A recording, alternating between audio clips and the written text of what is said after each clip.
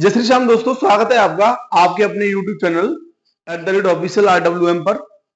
दोस्तों उम्मीद करता हूं आप सभी स्वस्थ होंगे और मस्त होंगे।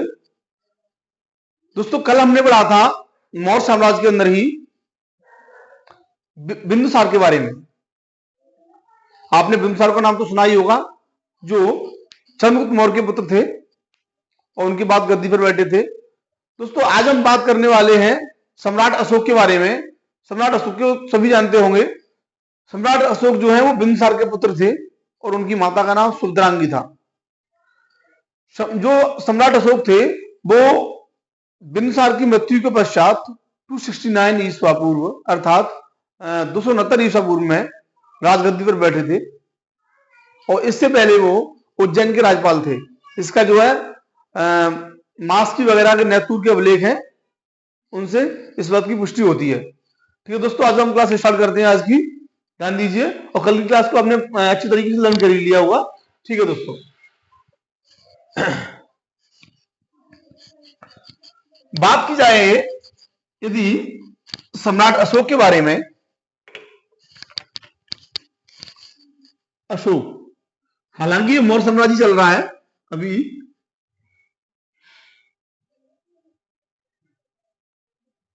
सम्राट अशोक, दोस्तों यदि बात की जाए सम्राट अशोक के बारे में, ये जो पार्ट है ये मौर्य साम्राज्य का ही पार्ट है। किसका है? मौर्य साम्राज्य का। ये सारा मौर्य साम्राज्य भी चल रहा है अपना। आज इसका एंड हो जाएगा मौर्य साम्राज्य का।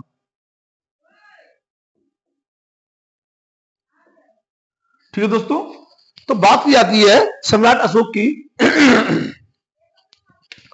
जो सम्राट अशोक थे ये बिंदुसार के पुत्र थे। किसके? बिंदुसार के।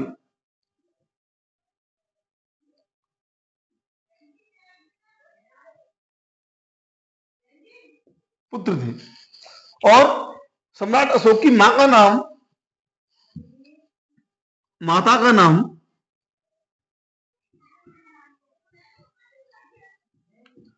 सुभद्रांगी था। शुभद्रांगी था। यहां तक क्लियर होता है? साथ ही साथ नोट करते चलना। दोस्तों यदि बात की जाए सम्राट अशोक के बारे में तो इनका राज्याभिषेक जो है, राज्याभिषेक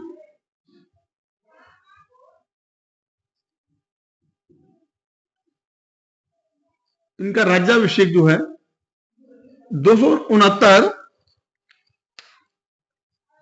ईसा पूर्व में हुआ था। ईसा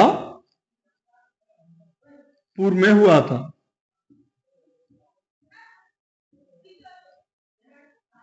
इससे पहले दोस्तों, इससे पहले जो अशोक थे ये उज्जैन के राज्यपाल थे। कहां के? उज्जैन के। इससे पहले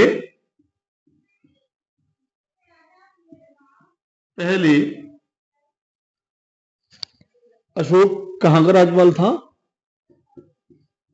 अशोक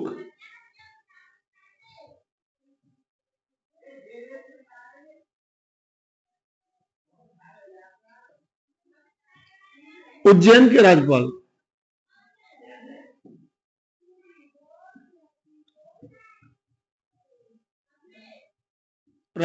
थे।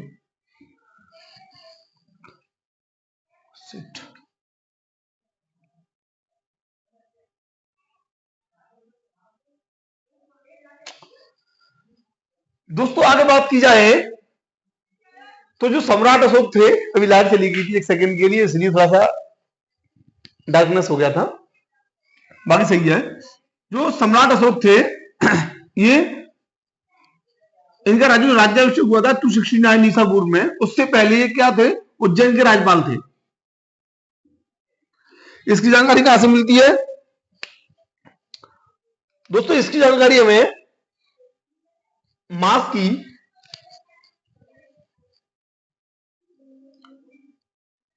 इस राज्यपाल होने की जानकारी कहां से मिलती है? देखो, मास की और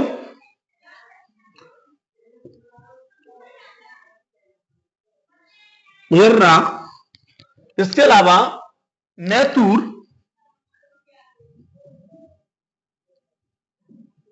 नैतूर एवं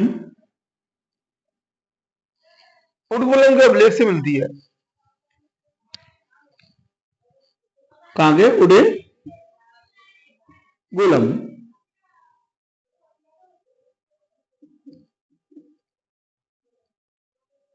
उडुगुलम के एक और है, और इसके अलावा और दोस्तों दीप वंश में करमौली, दीप वंश में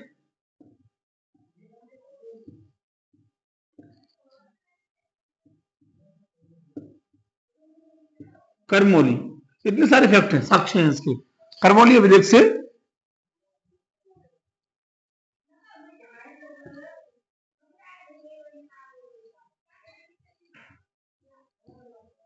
जानकारी प्राप्त होती है।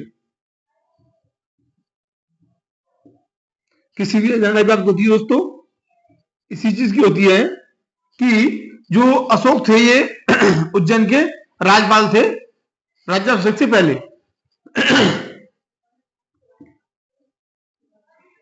यहां तक क्लियर होता है?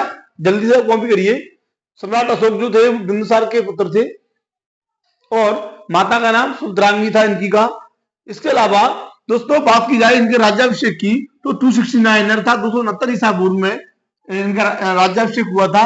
इससे पहले ये अशोक उज्जैन के राज्यपाल थे। ठीक है, जिसकी जानकारी हमें कहां से मिलती है? मास्की, गुजरा, नैतूर एवं उडेगोलम और दीप वंश में करमौली अभिलेख से जानकारी प्राप्त होती है। ठीक है। आगे बात की जाए दोस्तों, पुराणों में अशोक को अशोक वर्धन नाम से जाना गया है। यह कहा गया है, लिख लीजिए इस चीज को, फैक्ट है। पुराणों में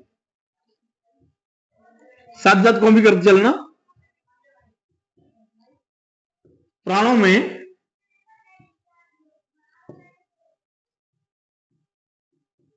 अशोक को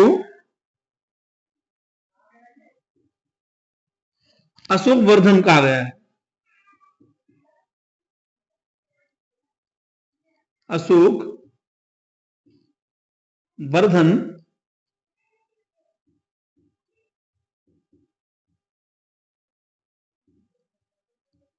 कहा गया है। ठीक है दोस्तों, ये क्लियर होता है, फैक्ट है ये इंपॉर्टेंट।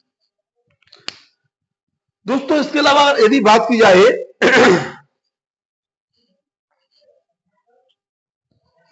अशोक को उसके अभिलेखों में प्रियदर्शी देव नाम के उपाधि से भी संबोधित किया गया है। इसको कॉपी करिए आप।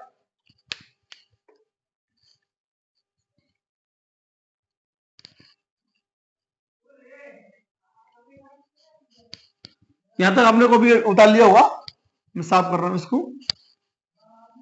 मैं बोला है आप साथ ही साथ कॉपी करते चलना।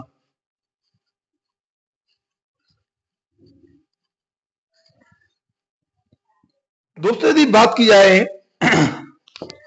अशोक के बारे में तो जो अशोक थे इनको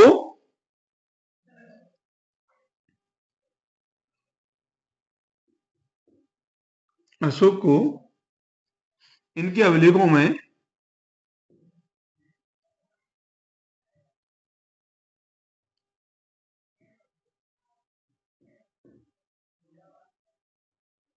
अभिलेखों में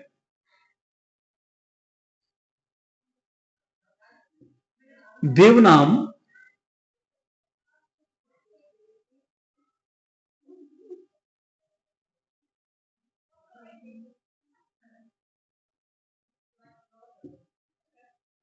प्रियदर्शी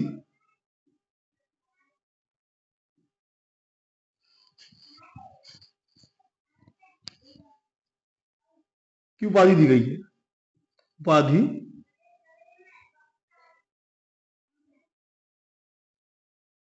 दी गई है।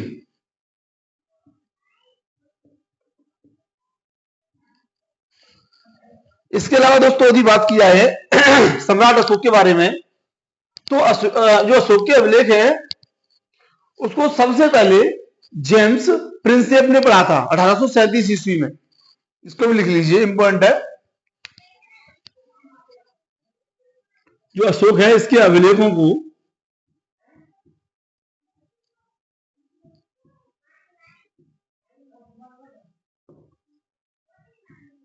सबसे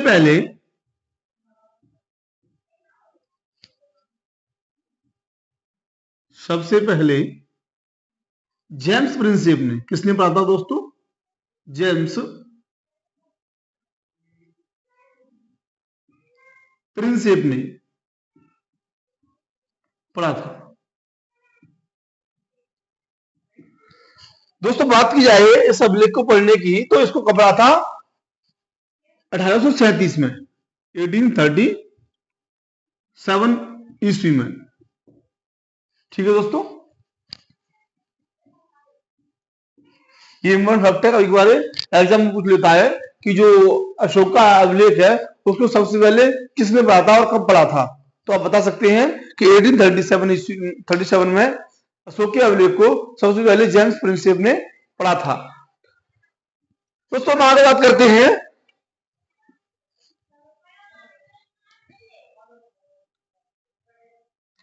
जो अशोक है इसने कलिंग जो युद्ध हुआ था उसमें विजय हासिल की थी, लेकिन कलिंग युद्ध के बाद में इसका हृदय प्रवृत्त हो गया था और इसने सबसे पहले क्या, ये हिंदू धर्म का अनुयायी था, भगवान शिव का उपासक था, लेकिन बाद में इसका हृदय प्रवृत्त हो गया कलिंग युद्ध के बाद और इसने जो है बौद्ध धर्म को अपना लिया था। चलिए हम लिखते हैं फैक्ट्स में। और जो सम्राट अशोक, ये आपने कॉपी कर लिया होगा, सम्राट अशोक था, इसने अपने राज्याभिषेक के बाद लगभग 8 वर्ष बाद, कितने वर्ष बाद दोस्तों? राज्याभिषेक के 8 वर्ष बाद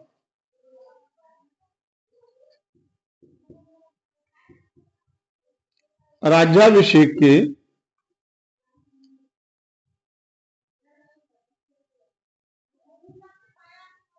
8 वर्ष बाद 8 वर्ष बाद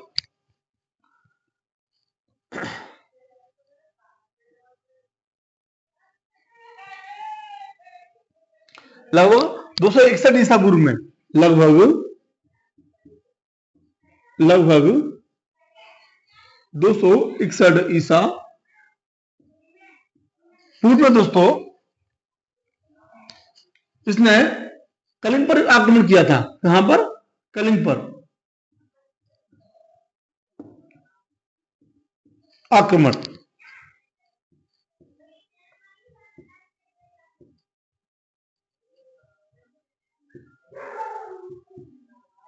किया था। ये दोस्तों इम्पोर्टेंट है। और इसके पश्चात दोस्तों ये जो फैक्ट है इसकी जानकारी किसमें मिलती है? इसकी 13वें अभिलेख में मिलती है। इसकी कौन से में? 13वें नंबर के 13वें या शिलालेख में बोल सकते हैं, 13वें शिलालेख में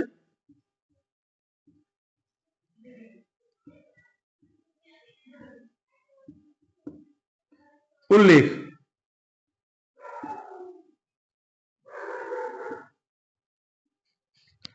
कि राज्याभिषेक के 8 वर्ष बाद जो लगभग 261 ईस्वी पूर्व कलिंग पर जो है आक्रमण किया था अशोक ने। इसकी जानकारी 13वें अभिलेख में इनके में प्राप्त होती है।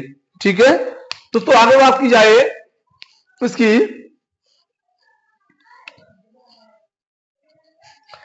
जो भाब्रू अभिलेख है उसमें अशोक ने स्वयं को मगध का राजा घोषित किया है, मगध का राजा बताया है।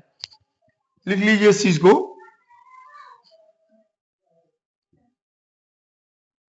भाब्रू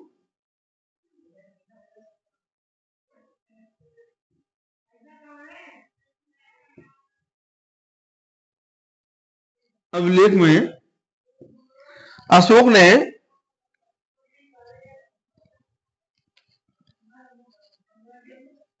स्वयं को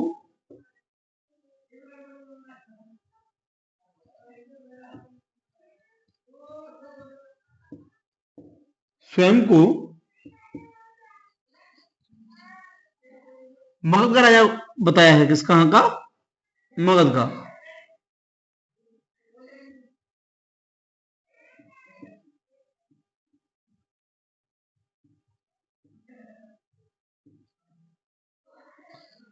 दोस्तों बात की जाए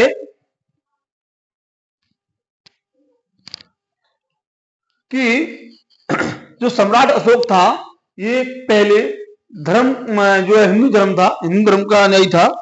इसको आप लिख लीजिए, नोट इंपॉर्टेंट है। जो ये अशोक थे ये पहले क्या थे? हिंदू धर्म के अनुयायी थे।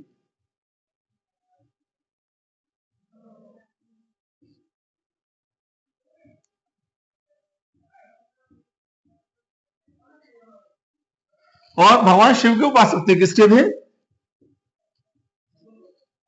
शिव को उपासक। लेकिन बाद में इनका हृदय परिवर्तन हो गया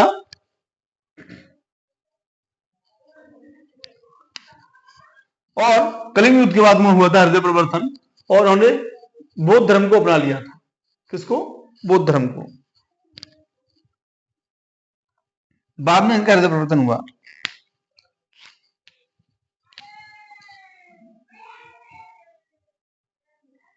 बाद में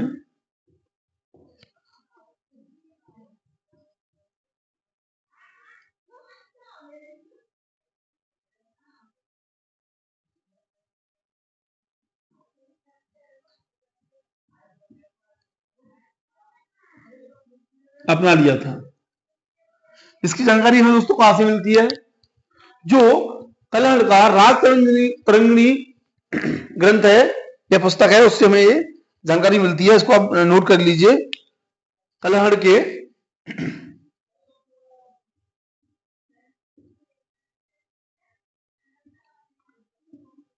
राज तरंगिणी से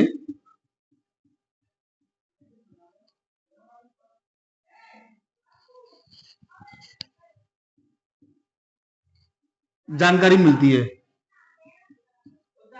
हाँ, जानकारी मिलती है। इस चीज को दोस्तों क्लियर आप याद रखना कि सबसे पहले जो सम्राट अशोक थे वो हिंदू धर्म के अनुयायी थे, शिव के उपासक थे।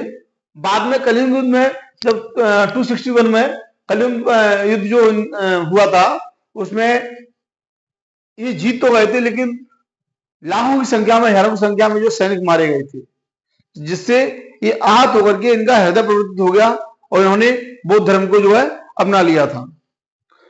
आगे बात करते हैं जिसकी पुष्टि कहां से होती है दोस्तों? कलहड़ के राज तरंगिणी से इसकी जानकारी मिलती है, पुष्टि होती है। आगे बात करते हैं, इसको कॉपी करिए।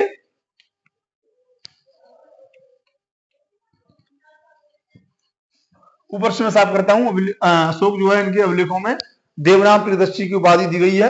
ठीक है, अभिलेखों को सबसे पहले जेम्स प्रिंसेप ने पढ़ा था 1837 में। यहां तक क्लियर है?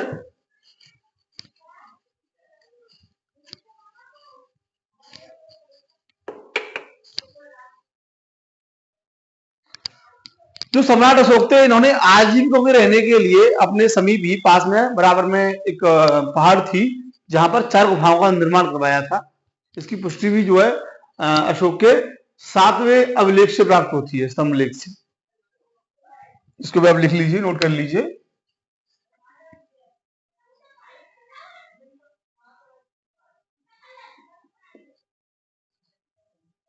अशोक ने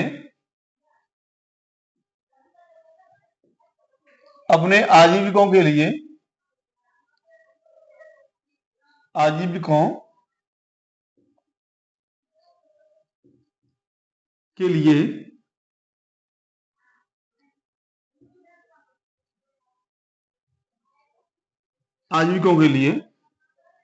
बराबर की पहाड़ी पर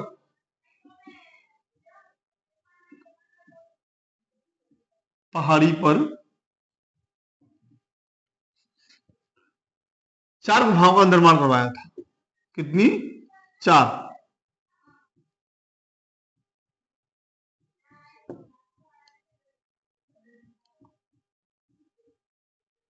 निर्माण कराया था दोस्तों।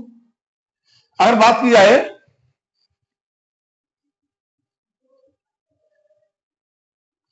कि इसकी जानकारी कहां से मिलती है, तो ये अशोक के ही 7वें नंबर के 7वें अभिलेख से जो है, 7वें स्तंभ लेख से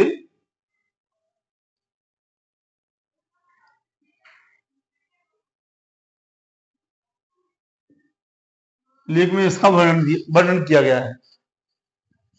ठीक है दोस्तों,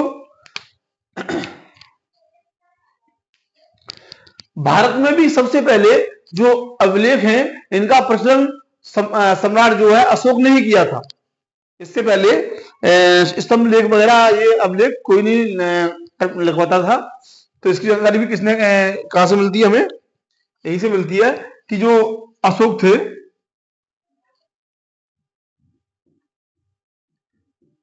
अशोक ने ही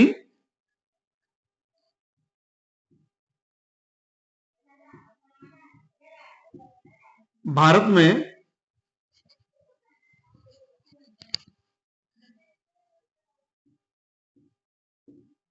जो शिलालेख हैं, इन शिलालेखों का प्रचलन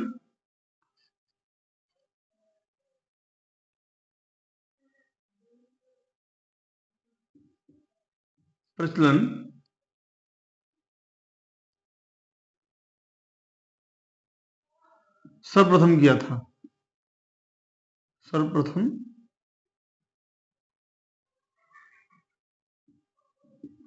किया था। दोस्तों ये कुछ इसमें इंपोर्टेंट शिलालेख हैं। और कौन कौन से शिलालेख हैं? काफी शिलालेख हैं, लगभग 14 समथिंग शिलालेख हैं, जिसमें से वेरी वेरी इंपोर्टेंट शिलालेख मैं आपको कल बताऊंगा, क्योंकि क्लास काफी लंबी हो जाएगी, फिर बोरिंग महसूस होगी।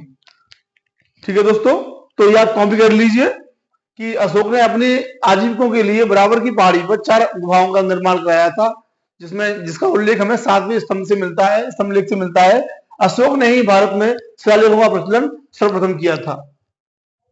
ठीक है दोस्तों, और राज्याभिषेक के 8 वर्ष लगभग बाद लगभग 261 ईसा पूर्व में कलिंग पर आक्रमण किया था, जिसका उल्लेख में 13वें शिलालेख में प्राप्त होता है। बाबरी उल्लेख में अशोक ने स्वयं को मगध का राजा बताया था। हिंदू धर्म के अनुयायी, शिव के उपासक थे ये सबसे पहले, जिसकी जानकारी हमें कहां से मिलती है? कलंड के राजकर्मणी से प्राप्त होती है। बाद में बौद्ध धर्म को अपना लिया था इन्होंने। ठीक है दोस्तों, तो आज की क्लास हमारी कंप्लीट होती है। शुभरात्रि, गुड नाइट। क्लास अच्छी लगी हो तो लाइक्स और सब्सक्राइब करना ना भूले। जय हिंद, जय भारत।